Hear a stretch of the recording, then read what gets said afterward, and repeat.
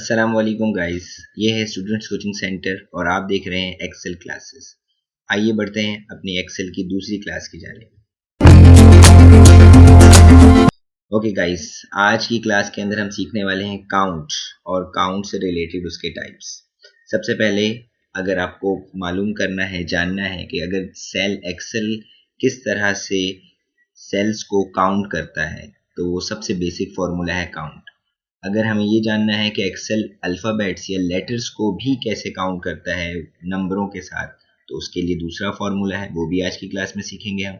और तीसरा फार्मूला जो कि ब्लैंक सेल के लिए है, यानी कि अगर हम जानना चाहते हैं कि कोई हमारे डॉक्यूमेंट के अंदर कोई ब्लैंक सेल है और एक्सेल उसे काउंट करके दिखाए, हम मैनुअली काउंट नहीं करना चाहते, तो उसके लिए भी काउंट ब्लैंक का फॉर्मूला है, वो भी आज सीखने वाले हैं। और चौथा फॉर्मूला हमारे पास स्पेशल फॉर्मूला है जो कि है काउंट इफ का। तो काउंट इफ के फॉर्मूले में हम क्या सीखने वाले हैं वो हम काउंट इफ में जाके बताएंगे। और लास्ट में एक असाइनमेंट भी है जो मैं समझाने वाला हूँ कि इस असाइनमेंट को किस तरह से हम बनाने लगेंगे। ठीक है, तो आइए जल्दी से स्टार्ट करते हैं। पहला फॉर्मूला काउंट का। काउंट सिंपली जैसे इंग्लिश में अगर इसका तर्जुमा निकाला जाए उर्दू के अंदर, तो काउंट का मतलब होता है गिनना।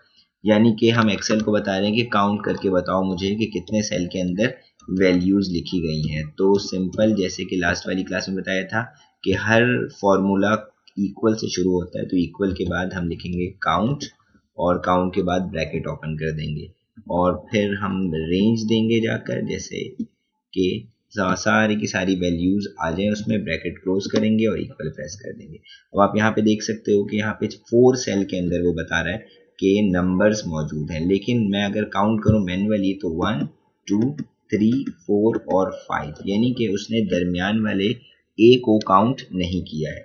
तो पहले वाले फॉर्मूले से हम सिर्फ और सिर्फ नंबर्स को काउंट कर सकते हैं, जैसे कि मैं सेकंड एग्जांपल में लिख रहा हूँ काउंट, और 1 बाय 1 भी कर सकते हैं और डायरेक्टली भी जाकर माउस के जरिए सारे के सारे सेल सेलेक्ट कर सकते हैं। देखिए दोबारा इंटर करूंगा, इंटर करने पे उसने 14 11 और 26 ये 3 सेल से नंबर्स काउंट किए हैं और ए और डी दोनों को उसने काउंट नहीं किया है। इसका मतलब ये है कि सिर्फ काउंट लिखने पर एक्सेल सिर्फ और सिर्फ नंबर्स को काउंट करता है, लेटर्स को नहीं। तो अब ये नंबर्स को काउंट करने के लिए तो फॉर्मूला हमने सीख लिया। अब आइए सीखते हैं कि अगर नंबर के साथ साथ लेटर को भी काउंट करना हो तो उसके लिए क्या फॉर्मूला है। तो जी हाँ, बिल्कुल ऐसे ही है जो आपकी स्क्रीन पे नजर आ रहा है, काउंट ए। यानी कि अब मैं इसको करके दिखाता हूँ, इक्वल प्रेस करेंगे, लिखेंगे काउंट और साथ साथ काउंट के बाद अब आप ऐड कर देंगे ए, कैपिटल या स्मॉल मर्जी है, उससे फर्क नहीं पड़ता। उसके बाद आप रेंज दीजिए, रेंज में जो जो सेल आप गिनवाना चाहते हैं वो बताइए, इक्वल प्रेस कीजिए। अब देखिए इसने 5 कर दिया है, वही सारी वैल्यूज है 42 13 डी 25 और 15। अब नंबर के साथ साथ ये लेटर्स को भी काउंट कर रहा है। तो अगर हम इसमें दोनों इस्तेमाल कर सकते हैं, जैसे कि अगर हमें ज़रूरत है कि सिर्फ हमें नंबर्स को काउंट करना है तो हम सिर्फ काउंट वाला फॉर्मूला इस्तेमाल करेंगे, और अगर कहीं हमें लगता है कि नंबर के साथ कोई नाम भी है जो सेल में मौजूद है, इंग्लिश के अल्फ़ाबेट लेटर्स के अंदर मौजूद है, तो हम काउंट के साथ ए वाला लेटर ऐड कर देते हैं, यानी कि काउंट ए का फॉर्मूला इस्तेमाल करते हैं, जैसे यहाँ पर भी ये बता रहा है। और अगर मैं यहाँ पर एक और काम करूँ कि मैंने 2 सेल की वैल्यूज डिलीट कर दी और अब मैं फिर से लिख रहा हूँ काउंट और ए, काउंट ए और फिर रेंज देता हूं मैं यहाँ पर, और अब इसने ब्लैंक वाले सेल को हटा दिया और सिर्फ नंबर्स और लेटर को काउंट किया। लेकिन अगला टॉपिक हमारा यही है कि अगर हमें किसी भी डॉक्यूमेंट के अंदर काउंट करना हो कि कितने सेल एम्प्टी हैं यानी कि ब्लैंक हैं, तो वो कैसे काउंट करेंगे। नंबर्स का तो समझ आ गया, नंबर के साथ साथ अगर लेटर हो तो लेटर भी समझ आ गया, लेकिन अगर सिर्फ मुझे ब्लैंक सेल को काउंट करना है तो उसके लिए भी बड़ा ही आसान सा फॉर्मूला है। आप लिखिए काउंट, काउंट के साथ आप ऐड कीजिए काउंट ब्लैंक, पूरा लिख दीजिए बगैर स्पेस के साथ, और फिर आप रेंज दे दीजिए। देखिए 5 सेल के लिए मैंने रेंज दिया है यहाँ पर, और रेंज के बाद जैसे मैं इंटर प्रेस करता हूँ उसने कहा एक सेल, यानी कि तमाम सेल में वैल्यूज हैं सिवाय एक के, तो एक ब्लैंक सेल है। अब यहाँ पे दूसरे वाले ऑप्शन के अंदर हमने नंबर्स के साथ साथ लेटर्स भी ऐड कर दिए हैं, कहीं ऐसा तो नहीं कि वो लेटर को काउंट नहीं करता। तो आइए देखते हैं, अब रेंज देने पर अभी भी उसने एक ही सेल बताया। अब यहाँ पे मैं चेंज भी करना चाहूंगा तो अब देखिए मैंने दूसरी वैल्यू मिटा दी तो फौरन से उसने बता दिया कि 2 सेल आपके पास ब्लैंक हैं। यहाँ पर भी तीसरा, फिर दोबारा से इक्वल, इक्वल के साथ आप लिखते हैं काउंट, काउंट ब्लैंक। आप काउंट ब्लैंक लिखेंगे, ब्रैकेट ओपन करेंगे और फिर उसके बाद रेंज देंगे सिंपली, ब्रैकेट क्लोज और इंटर का बटन प्रेस करेंगे।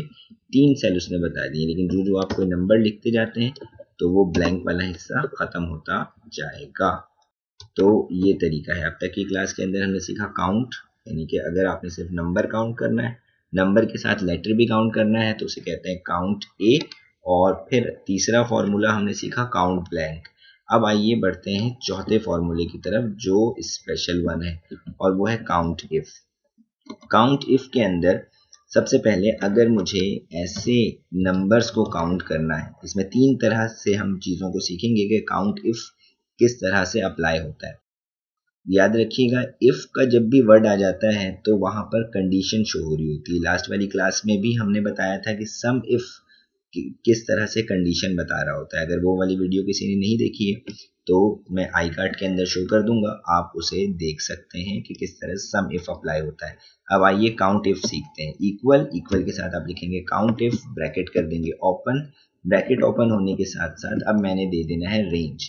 लेकिन अब आप देखेंगे कि आपके साथ रेंज के बाद कॉमा के साथ क्राइटेरिया लिख कर आ रहा है, तो कॉमा लगाइए, क्राइटेरिया इन्वर्टेड कॉमा में लिखा जाता है, इन्वर्टेड कॉमा शिफ्ट के साथ आ जाएगा। इन्वर्टेड कॉमा में मैं लिखता हूं कि ऐसे सेल काउंट करके दिखाओ जिसमें लिखा हुआ है 9th क्लास।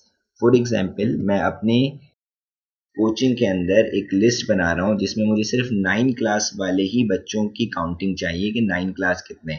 तो मैंने सिलेक्ट किया सेल और मैंने कहा 10th 12th या और किसी सेल को आपने काउंट नहीं करना है, सिर्फ और सिर्फ 9th जहां पे मैंने लिखा हुआ है उसको काउंट करके मुझे बताइए। तो 9th लिखा इन्वर्टेड कॉमा, देखिए दोबारा लिख रहा हूं मैं जिस तरह से, रेंज देने के बाद कॉमा, कॉमा के बाद इन्वर्टेड कॉमा, उसके बाद मैं लिखूंगा 9 के बाद इन्वर्टेड कॉमा दोबारा से बंद करूंगा और फिर ब्रैकेट बंद किया। अब इक्वल प्रेस करूंगा, उसने बता दिया कि सिर्फ 3 सेल के अंदर, 5 में से 3 सेल में 9th लिखा हुआ है आपने। तो ये आप किसी एक क्लास को या किसी एक नंबर को इसमें से ढूंढ सकते हैं। इसी तरह से दूसरा आ जाते हैं कि काउंट इफ का दूसरा फायदा क्या है। अब मैं लिखूंगा काउंट इफ, फिर मैंने ब्रैकेट ओपन किया, रेंज दूंगा मैं, कॉमा, रेंज के बाद क्राइटेरिया। जैसे कि मैंने बताया क्राइटेरिया हम हमेशा इन्वर्टेड कॉमा के अंदर लिखते हैं, इन्वर्टेड कॉमा ओपन कीजिए, फिर क्राइटेरिया बताइए। अब मैं इसको बताना चाह रहा हूं कि भाई जो रेंज मैंने दी है उस रेंज के अंदर सिर्फ उन नंबरों को काउंट करके बताओ जो नंबर 20 से ग्रेटर है, यानी कि 20 से छोटे नंबर जैसे कि 14, 11, 12, इसको काउंट नहीं करना है। सम की बात नहीं हो रही है, काउंट की बात हो रही है। तो मैं लगाऊंगा ग्रेटर, ग्रेटर के बाद मैं लिखूंगा 20 और फिर मैं इन्वर्टेड कॉमा के साथ क्राइटेरिया को क्लोज कर दूंगा और फिर मैं close bracket, closing bracket apply करूंगा, इक्वल। अब देखें उसने बता दिया है कि आपके पास इन पूरे रेंज के अंदर 2 सेल ऐसे हैं जिसमें दर हकीकत नंबर्स 20 से ग्रेटर है और बाकी नंबर आपके पास 20 से लेस देन है एटलीस्ट। तो ये एक हो गया। आइए तीसरा सीखते हैं काउंट इफ का। काउंट इफ थर्ड वाले में क्या है सीखने वाले हैं हम। तो अभी की क्लास की शुरुआत में मैंने आपको बताया था कि अगर नंबरों को सिर्फ काउंट करना है तो सिंपल काउंट का फॉर्मूला इस्तेमाल होगा, और अगर हमें लेटर को काउंट करना है तो हम लेटर प्लस नंबर को काउंट करना है तो हम काउंट ए का फॉर्मूला अप्लाई करते हैं, और अगर ब्लैंक सेल को काउंट करना है तो काउंट ब्लैंक का, और क्राइटेरिया वाले के लिए काउंट इफ। लेकिन अगर मैं ये कहूं कि हमें काउंट करना है ऐसे सेल को जिसमें सिर्फ और सिर्फ लेटर है, नंबर्स को नहीं, याद रखिएगा सिंपल काउंट वाला फॉर्मूला नंबर्स को काउंट करता है, काउंट ए वाला नंबर प्लस लेटर को काउंट, दोनों को मिला के काउंट करता है। और अगर मैं कहूं कि मुझे सिर्फ ऐसे सेल को काउंट करके बताओ जिसमें सिर्फ और सिर्फ लेटर है, नंबर हो तो उसको काउंट मत करना, तो वो भी हमारे लिए काउंट इफ का फॉर्मूला काम कर सकता है। काउंट इफ लिखूंगा, ब्रैकेट ओपन करूंगा, रेंज देंगे हम उसे, कॉमा, फिर इन्वर्टेड कॉमा, और इन्वर्टेड कॉमा के बाद हम कुछ भी नहीं लिखेंगे बल्कि स्टैरिक प्रेस कर देंगे। शिफ्ट के साथ बटन 8 जब आप प्रेस करेंगे तो स्टार आ जाता है। स्टैरिक के बाद आप उसे इन्वर्टेड कॉमा से बंद कीजिए, ब्रैकेट क्लोज कीजिए और इक्वल। अब देखें यहाँ पर ये काउंट करके बता रहा है P एस और के, मैंने हाईलाइट भी किया हुआ है।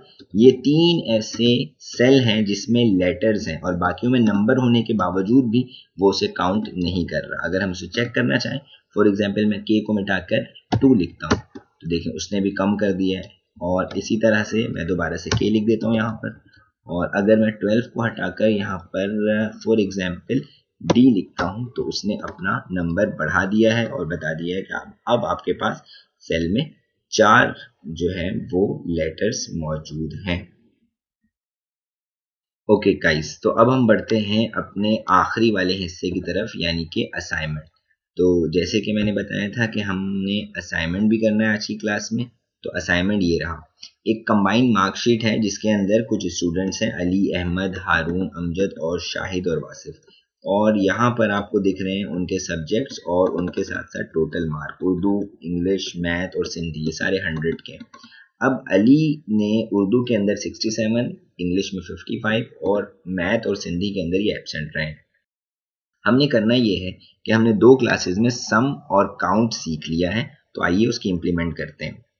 हमने करना ये है कि हमें टोटल मार्क्स काउंट करने हैं, एक सिंपल जो कि सम के फॉर्मूले से होंगे, और दूसरा ये कि अगर कोई बच्चा एब्सेंट है तो वो एब्सेंट वाले सब्जेक्ट्स की भी नंबर आ जाए यहाँ पर। फॉर एग्जाम्पल जैसे अली 2 सब्जेक्ट के अंदर एब्सेंट नज़र आ रहे हैं, तो अली के यहाँ पर काउंटिंग में आ जाना चाहिए कि 2 सब्जेक्ट के अंदर ये एब्सेंट रहे या 2 पेपर में ये एब्सेंट रहे।